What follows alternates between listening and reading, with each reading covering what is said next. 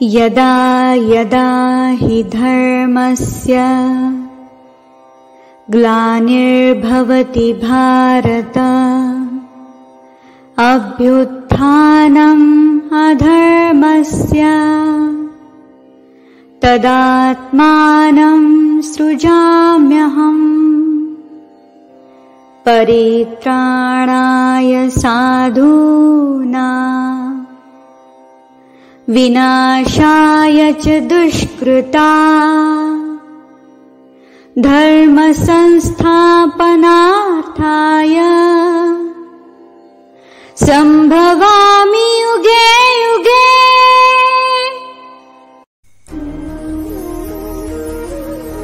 नमस्कार, मी रेश्मा. ईश्वराने मानवाला सर्व शक्तिमान सजीव बनवलं, ज्ञानप्राप्तीची क्षमता दिली, भक्तिपूर्ण हृदय प्रदान केलं आणि कर्म करण्याची इच्छाशक्ती दिली.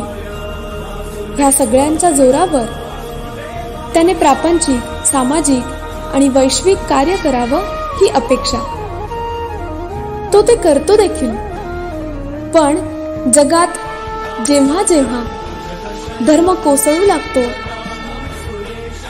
अधर्माचा बोलबाला होतो, अशांती निर्माण होते आणि मानवी कर्म हे सारं रोखण्यास असमर्थ ठरतं, तेव्हा अखेर धर्माच्या स्थापनेसाठी, मानवाच्या हितासाठी आणि सज्जनांच्या रक्षणासाठी ईश्वर अवतार घेतो. भारतीय संस्कृतीने ही एक सुंदर संकल्पना सांगितलेली. वेद, पुराणे आणि उपनिषदांमध्ये त्याबद्दलचा शास्त्रीय सिद्धांत आढळतो.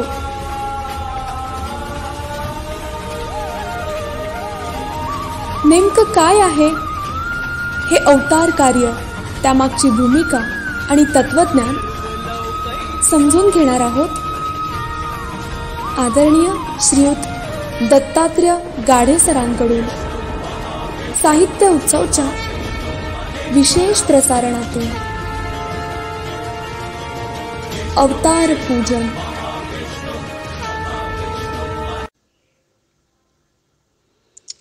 नमस्कार, मी दत्तात्रेय गाढे बोलतो. अवतार पूजन या मालिकेच्या प्रथम पुष्पात आपण अवतारांमागची पार्श्वभूमी समजून घेण्याचा प्रयत्न केलेला आहे. आता आपण क्रमशः एक एक अवतार पाहणार आहोत. अवतार या विषयांतर्गत मुख्यत्वे करून 10 अवतारांचा विचार होतो. ते म्हणजे मत्स्यकूर्मो वराहश्च नृसिंहो वामनस्तथा रामश्च कृष्णश्च बुद्धश्च कल्किरित्यपि. अर्थात मत्स्य, कूर्म, वराह, नृसिंह, वामन, परशुराम, श्रीराम, श्रीकृष्ण, भगवान बुद्ध आणि भगवान कल्की हे ते अवतार होत. यातील पहिले 3 म्हणजे मत्स्य, कूर्म आणि वराह हे अवतार मनुष्येतर योनीत झालेले आहेत. काही पाश्चात्य चिंतक आणि त्यांची री ओढणारे आमचे काही भारतीय अभ्यासक असं म्हणतात की ईश्वर अवतार फक्त मानव योनीतच घेऊ शकतो. मत्स्य, कूर्म इत्यादी कनिष्ठ योनीत अवतार कसा होईल? परंतु त्यांनी एक गोष्ट लक्षात घेतली पाहिजे की ईश्वर या विश्वाचा निर्माता आहे. त्याने हे संपूर्ण विश्व निर्माण केलेलं आहे आणि त्यामध्ये कोट्यावधी योनी त्याने निर्मिल्या आहेत. त्याच्यासाठी श्रेष्ठ कनिष्ठ योनी असा भेद नाही आणि कार्यसिद्धीच्या दृष्टीने तो यातील कुठल्याही योनीत अवतार घेऊ शकतो. यातील प्रथम अवतार म्हणजे मत्स्य अवतार होय. जलचरांमध्ये घेतलेला हा अवतार आहे. उत्क्रांतीवादाच्या नुसार सुद्धा विचार केला तर येथे प्रथम जलचर सृष्टी निर्माण झाली.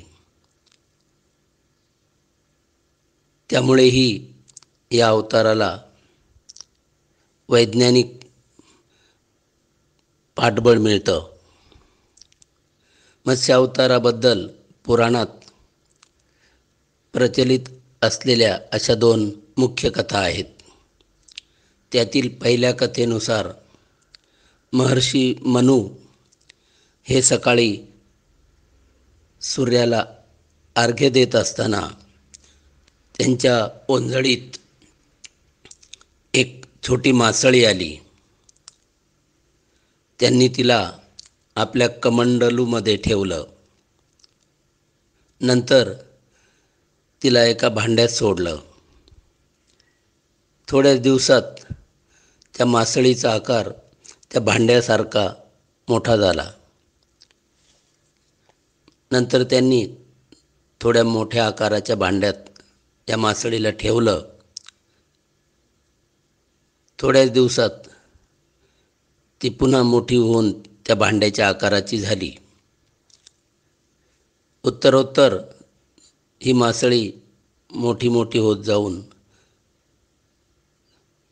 तिचा एक मोठा मासा तयार झाला. मनू यांनी नंतर या माशाला समुद्रात सोडलं. तो मासा मनुष्यवाणीने मनू यांना म्हणाला, तुम्ही माझे उपकार करते आहात. मी तुमचा उपकार कधी ना कधी निश्चित फेडेन. संकट काळात मी तुम्हाला मदत करेन. काही काळ लोटला. त्या भागात मोठा जलप्रलय आला. सर्वत्र पाणीच पाणी झालं. माणसं प्राणी वाहून जाऊ लागले. मनू आणि त्यांचे काही शिष्य एका नावेत बसून पुढे जात होते, परंतु लाटांमुळे ती नाव बुडेल याची भीती होती. इतक्यात एक प्रचंड मोठा मासा आला आणि त्याने या नौकेला खालून आधार दिला आणि तिला सुखरूपपणे किनाऱ्यावर पोहोचवलं. दुसरी कथा मत्स्य अवताराच्या बाबतीत जी सांगितली जाते ती अशी. प्राचीन काळी शंकासूर नावाचा एक राक्षस होता. त्याने लोकांना त्रस्त केले होते. लोक वेदाध्ययन करत असत. त्याने त्यांच्याकडून हे वेद हिसकावून घेतले आणि समुद्रात फेकून दिले. लोकांनी मनोभावे ईश्वराची प्रार्थना केली. त्यानंतर भगवान विष्णूंनी मत्स्य रूपाने ते सर्व वेद समुद्रातून बाहेर काढले आणि या लोकांकडे सुपूर्द केले. याच भगवंताने त्या शंकासुराला ठार मारले. हाच तो मत्स्य अवतार होय. पौराणिक कथा ह्या अर्थगर्भित असतात. त्यांच्या मागे फार मोठा आशय दडलेला असतो. परंतु आपण एक कथा रूपाने असलेलं वाङ्मय म्हणून त्याकडे पाहतो. परंतु पुराणांमध्ये अनेक महत्त्वाचे विषय हाताळलेले आहेत. मानवाला मार्गदर्शन करणारे असे हे विषय आहेत. याच दोन कथांचा आपण वैचारिक पातळीवर आशय पाहिल्यास तो असा होतो. प्राचीन काळात भारताचे दोन मुख्य भूभाग पडलेले होते. उत्तर आणि दक्षिण अशी भौगोलिकदृष्ट्या विभागणी झालेली होती. उत्तरेकडचा भाग दक्षिणेला विंध्य पर्वतापर्यंत होता आणि दक्षिणेकडचा भाग दक्षिण समुद्रापर्यंत होता. या समुद्राच्या आश्रयाने तेथे लोकांची वस्ती होती. हे लोक नावेच्या सहाय्याने बराच काळ समुद्रात असत. समुद्र आणि त्यालगतची जमीन ही त्यांची कर्मभूमी होती.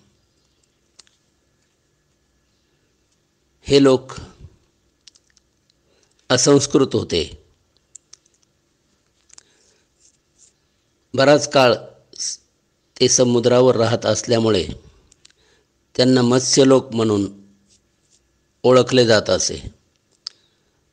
तसंच यातील बलवान लोक दुर्बलांवर अत्याचार करत, त्यामुळेही मोठा मासा जसा लहान माशाला गिळतो त्या न्यायाने त्यांना मत्स्य म्हणत असत. प्रत्यक्षात ती माणसेच होती. उत्तरेकडच्या भागात हिमालयाच्या पश्चिमेला लोकांची मोठी वस्ती होती. ते लोक सुसंस्कृत होते. याच भागात मनाली येथे एक आश्रम होता. त्यामध्ये महर्षी मनु राहत असत. ते या लोकांना मार्गदर्शन करत असत. त्यांना सद्विचार देत असत. लोकांची त्यांच्यावर श्रद्धा होती. मनूंच्या मार्गदर्शनाखाली हे लोक उन्नत जीवन जगत होते. इकडे दक्षिणेला जे मत्स्यलोक राहत होते त्यांच्या जवळच्याच प्रदेशात दुसऱ्या लोकांची वस्ती होती. त्यांना असुर किंवा राक्षस म्हणून ओळखले जात असे. राक्षस म्हणजे अकराळ विक्राळ मोठ्या दातांचा अशी सर्वसाधारण कल्पना आहे. परंतु तसं नव्हे. उलट हे लोक भौतिकदृष्ट्या प्रगत होते. समुद्रावर त्यांचा व्यापार होता. पुढे त्यांची संख्या वाढली त्यांना अधिक जमिनीची गरज भासू लागली आणि मग जवळच राहत असलेल्या मत्स्य लोकांना ते तेथून हाकलून देऊ लागले. मत्स्यलोक त्या मानाने अप्रगत होते. त्यांच्याकडे फारशी शस्त्रास्त्रे नव्हती. त्यांचे या राक्षसांपुढे काही चालेना. या मत्स्यलोकांमध्ये एका जाणकार माणसाने विचार केला की आपल्याला कोणाची तरी मदत घेतल्याशिवाय आपले संरक्षण होणे शक्य नाही. म्हणून तो उत्तरेला गेला. बरंच उत्तरेला गेल्यानंतर त्याला लोकांची वस्ती दिसली. तेथे गेल्यावर त्याच्या लक्षात हळूहळू आले की हे लोक सुसंस्कृत आहेत. एक चांगल्या पातळीवरचं जीवन ते जगत आहेत. पुढे तो मनूंच्या आश्रमात गेला. त्याने राक्षसांकडून मत्स्य लोकांवर होणारे अन्याय त्यांना कथन केले.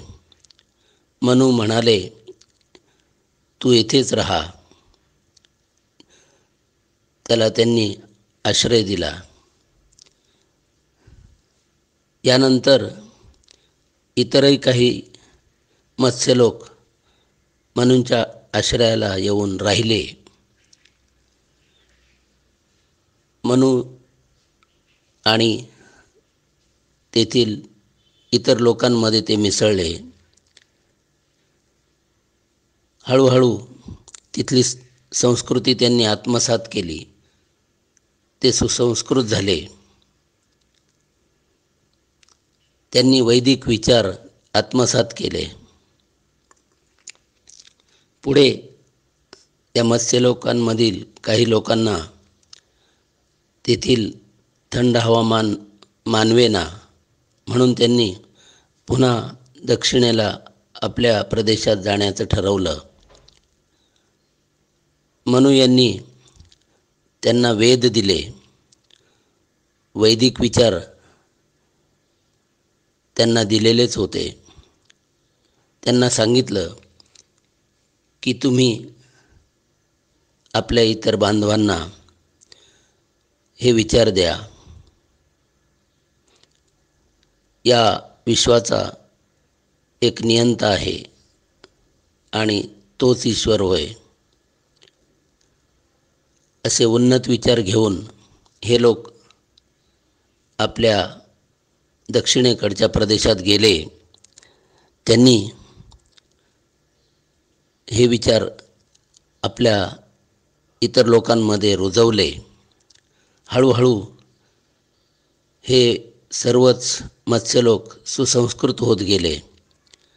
परंतु जवळच राहत असलेल्या असुर लोकांना हे आवडले नाही. कारण देव वगैरे ह्या गोष्टी ते मानत नव्हते. केवळ भौतिक सुख उपभोगावी, खा प्या मजा करा या वृत्तीचे ते होते. त्यांनी या मत्स्य लोकांना सांगितले की तुम्ही ही तुमची सुसंस्कृत वगैरे असं म्हणवणारी बडबड बंद करा आणि तुम्ही हे जे काही वेद म्हणून वाचता ते सर्व थोतांड आहे. देवबीव काही नसतो. आम्ही सर्व सुख आमच्या पुरुषार्थाने मिळवतो. आम्हाला कुठल्या देवाची गरज पडत नाही. त्यांनी या मत्स्य लोकांना त्रास द्यायला सुरुवात केली. या असुर लोकांचा प्रमुख शंकासूर हा होता. त्याने मत्स्य लोकांकडून वेद हिसकावून घेतले आणि समुद्रात फेकून दिले. मत्स्य लोकांनी ईश्वराची मनोभावे प्रार्थना केली. त्यांच्या या मनपूर्वक केलेल्या प्रार्थनेला फळ मिळाले. मत्स्य लोकांमध्येच ईश्वराने अवतार घेतला. समुद्रात फेकलेले वेद परत आणले, या लोकांकडे सुपूर्द केले आणि शंकासुराला ठार मारले. मत्स्य लोकांना ईश्वराने सांगितले की तुम्ही वैदिक विचारांचं जतन करा आणि सारांशाने त्यांना वैदिक विचार कथन केले. तेच मत्स्यपुराण होय. पुढे हे लोक आनंदाने राहू लागले. भगवंताने त्यांच्यातीलच जो सत्यव्रत होता त्याच्याकडे त्यांचं नेतृत्व सोपवलं. पुढे उत्तरेला एक मोठा प्रलय आला. मनू आणि त्यांच्या लोकांना त्याचा त्रास होऊ लागला. मत्स्य लोकांना हे माहीत होताच ते धावून गेले आणि त्यांना पाण्याची सवय असल्यामुळे त्यांनी अगदी सहज मनू आणि इतरांना वाचवलं. अशा रीतीने काही मत्स्य लोकही पुढे या वस्तीत राहिले. तोच भाग मत्स्य देश म्हणून पुढे प्रचलित झाला. सुसंस्कृत असे हे सर्वच लोक त्यांनी संपूर्ण भारतात फिरून लोकांना सद्विचार दिले. अशा रीतीने मत्स्य अवतारामुळे हे लोक निर्भय आणि सुसंस्कृत झाले. मत्स्य अवताराचा विचार करता हे लक्षात येते की अत्यंत प्राचीन काळातसुद्धा भारतात उन्नत विचारसरणी होती आणि